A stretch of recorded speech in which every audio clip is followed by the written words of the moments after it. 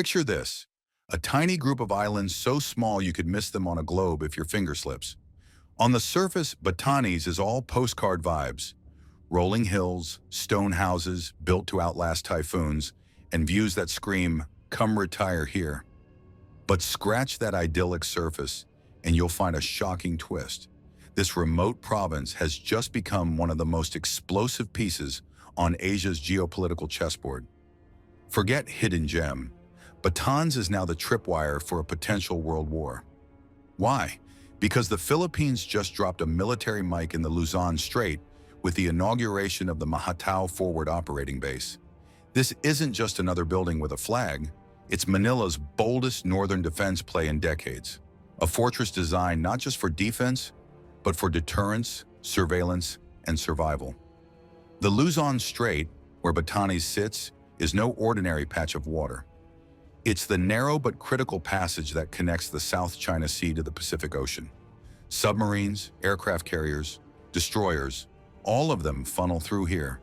Whoever controls this corridor doesn't just monitor trade routes. They hold a hand on the lever of military dominance in the Indo-Pacific.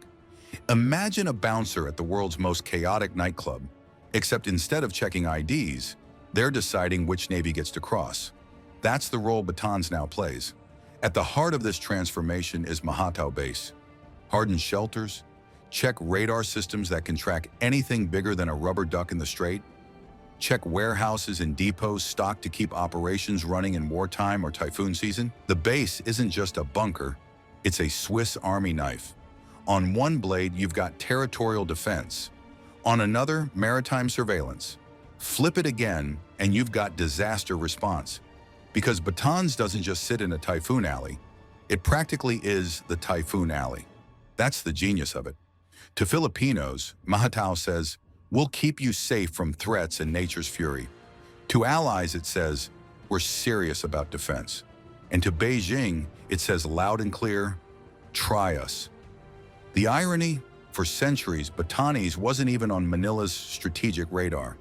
It was known more for its Ivatan people and stone houses than for military potential. Too small, too remote, too rugged. During the Cold War, the Philippines figured U.S. bases at Subic and Clark had it covered. Batanes? Expendable.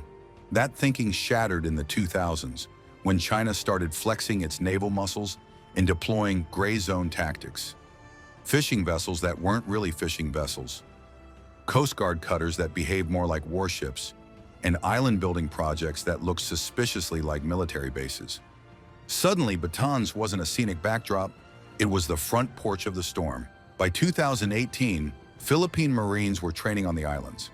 U.S. troops joined in for reconnaissance missions on Mavulis, the northernmost island, planting a symbolic flag that whispered, "Yeah, we're watching." By 2022, with insurgencies in Mindanao winding down, troops shifted north, tracking ships in the Luzon Strait and rehearsing defenses for scenarios that, until then, were just war college hypotheticals. Fast forward to 2025, and Batanes is no longer the sleepy outpost it once was.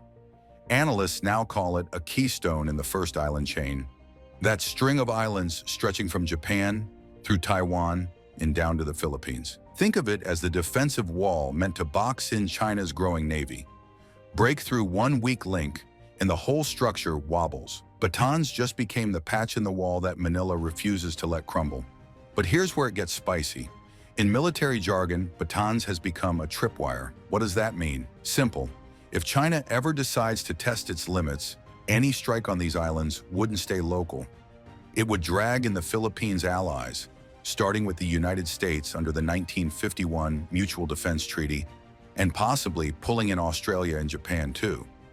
Batanes is no longer just geography, it's a trigger, and the world knows it. This isn't just about borders either. Look north. Taiwan is only 120 miles away. That's basically a short-haul flight. Geography doesn't care about diplomacy, it already chose sides. If conflict breaks out in the Taiwan Strait, the Philippines will be pulled in whether it likes it or not. And with over 200,000 Filipinos working in Taiwan, this isn't a theoretical problem. It's a logistical and humanitarian nightmare waiting to happen. Evacuations, relief missions, safe zones, Bases like Mahatao will double as lifelines, not just military fortresses. All of this makes Batanes a paradox. It's small but mighty, vulnerable yet critical, a frontline shield that also carries the terrifying risk of becoming a target. And Beijing is paying attention. Chinese officials have already blasted Manila for provoking instability by letting allies build up defenses here. State media has called the Philippines a pawn of Washington, a destabilizer in the Taiwan Strait, and pretty much everything short of global troublemaker. But here's the thing. The louder Beijing complains, the clearer it becomes that Batanes matters. For decades, the islands were a national afterthought. Today, they're the front line of Asia's great power rivalry. And every runway, radar, and marine detachment stationed there is a declaration. The Philippines is no longer sitting this one out. So here we are. A windswept archipelago of stone houses and fishing boats, now standing as the hinge point of the Indo-Pacific. What was once ignored is now indispensable. What was once quiet is now loud enough to echo through Beijing, Washington, Tokyo, and Canberra. And the story doesn't end here. Because the moment you bring in allies with rocket launchers, amphibious drills, and eyes on the same choke point, the game changes. Batanes isn't just a Philippine outpost anymore. It's becoming the coalition's front line. The Philippines didn't build Mahatao Base in a vacuum. If this were a solo act, China might have shrugged it off. But Manila isn't standing alone anymore. It's plugged straight into an alliance network that's rewriting the playbook of the Indo-Pacific. And nothing says we're serious, like inviting your heavyweight friends over to train in your front yard. Take the US, for example. America isn't just watching from the bleachers, it's suiting up and joining the game. The annual Balikatan exercises, once focused on jungle insurgencies and humanitarian missions, have shifted north, straight into Batanes itself. In 2025, Filipino and American troops literally stood shoulder to shoulder on the edge of the Luzon Strait, with the Taiwan Strait practically visible on the horizon. And they didn't show up empty-handed. We're talking HIMARS rocket artillery, anti-ship missile systems, and mid-range launchers capable of punching deep into contested waters. For a country that used to train with rusty rifles in the jungle, this is like skipping straight from karaoke to Coachella. The message couldn't be clearer. Batanes is no longer just a Philippine front line.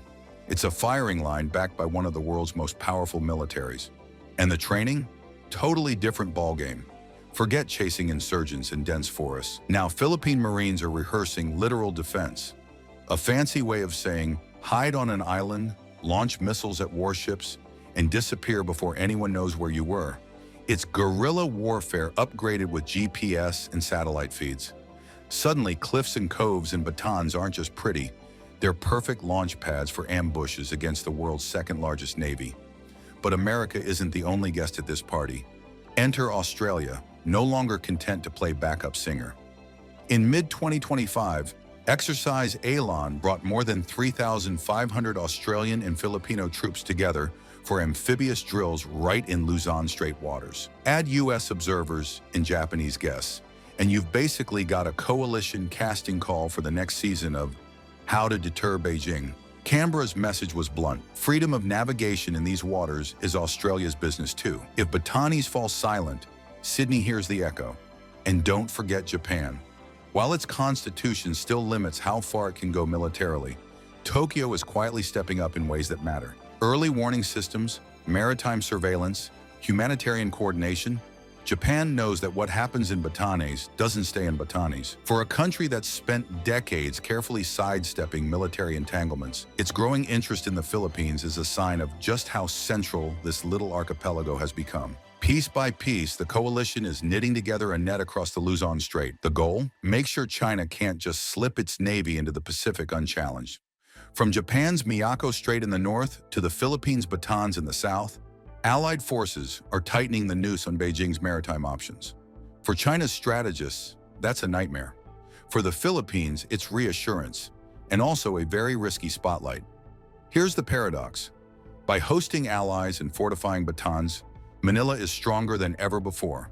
But it's also painting a big red target on its northernmost islands. Any Chinese war plan for Taiwan would now have to include neutralized Batanes as an early move, which means every radar sweep, every patrol, Every joint exercise carries the risk of miscalculation. One slip, one incident, and suddenly the tripwire is live. This is what makes Batanes both a shield and a magnet. On the bright side, the Mahatao base cements Philippine sovereignty, strengthens deterrence, and doubles as a lifeline for disaster response. In a region where super typhoons barrel through like uninvited guests, having airstrips and supply depots ready to launch relief is no small thing. For ordinary Filipinos, that matters just as much as missiles and Marines. On the flip side, the risks are just as real. Beijing isn't going to take this lying down. Expect economic pressure, think trade restrictions, investment slowdowns, and a whole lot of diplomatic shade. Expect stepped-up harassment of Philippine Coast Guard vessels and fishermen, and expect louder accusations that Manila is nothing more than Washington's pawn. The louder the base grows, the louder the pushback will be. And yet the momentum is clear. The U.S. is already planning to pre-position advanced missile systems in northern Luzon. Australia is signaling a more permanent role.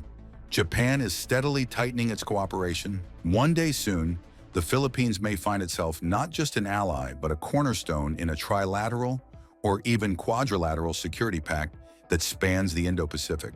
That comes with perks, tech transfers, new infrastructure, stronger defense capacity, but it also comes with chains. The Philippines can't just back out of this rivalry now. It's locked in. Neutrality isn't on the table when your northern frontier sits just 120 miles from Taiwan's southern tip. Geography has already made the choice. So what does it all mean? In short, Batanes has gone from national afterthought to strategic epicenter. Mahatao Base isn't just steel and concrete. It's a symbol of the Philippines' new role in the great power rivalry of our time. A declaration that Manila is no longer content to sit on the sidelines while the Indo-Pacific heats up. The big question, though, is this: will Batanes be a shield that deters aggression or a spark that ignites conflict? Will the Mahatao base be remembered as the fortress that kept the peace or the tripwire that dragged the Philippines into a storm it never wanted? For now, one thing's certain. Those windswept islands, once known for stone houses and rolling hills, are now sitting at the center of the world's most dangerous chess match. And every move made there will echo far beyond its shores. Because in the Indo-Pacific, Batanes is no longer the edge of the map. It's the front line.